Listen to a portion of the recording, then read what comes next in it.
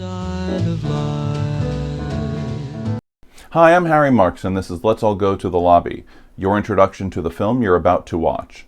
Up next is a psychological horror film from 1962 that pits Bette Davis and Joan Crawford against each other both on and off screen. From Warner Brothers Pictures and director Robert Aldrich, this is Whatever Happened to Baby Jane. The film stars Davis as a former child star relegated to obscurity, in charge of taking care of her more successful yet paraplegic sister Blanche, played by Crawford.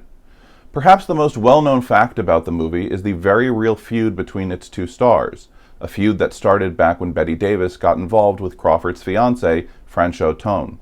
Things got so heated during filming that the actresses were not above resorting to physical violence, even when they weren't on camera. During the shooting of one scene, Davis struck Crawford so hard she required stitches. Another time, when they were getting ready to film the scene where Baby Jane assaults Blanche, Crawford asked for a body double. She didn't trust her co-star not to use excessive force. And when they weren't being violent toward one another, they'd resort to pettiness instead. Before filming a scene where Baby Jane has to drag Blanche down a hallway, Joan loaded her pockets with rocks and weighed herself down with heavy objects to make her more difficult to move. On another occasion, Betty had a Coke machine installed in her dressing room, simply because Joan's husband was an executive at Pepsi. But it wasn't all anger and subterfuge on set. Every now and then, the two actresses would put their differences aside and focus on the work. Davis, for example, was very specific about her porcelain doll makeup, which she designed herself, saying, quote, "What I had in mind, no professional makeup man would have dared to put on me." But it worked. When author Henry Farrell, who had written the novel on which the film was based, showed up to set and saw Davis in all her glory, he shouted, quote, "My God, you look just exactly as I pictured Baby Jane."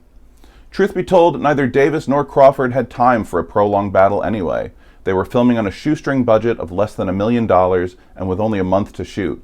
Money was so tight, Bette Davis was forced to do her own driving with a cameraman in the back seat of her car, rather than film in front of a rear projection screen.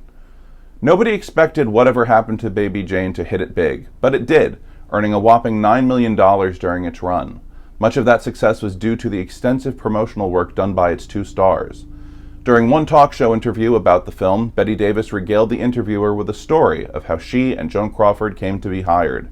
According to her, when Jack Warner, the head of Warner Brothers at the time, heard that they were being considered, he said, "I wouldn't give a plugged nickel for either one of those two old broads." Davis then chuckled at the remark before continuing on with the interview. The following day, she received a telegram. It was from Crawford, and it read, quote, "In future, please do not refer to me as an old broad."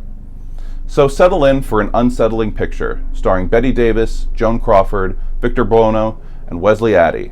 From Warner Brothers in 1962, this is Whatever Happened to Baby Jane.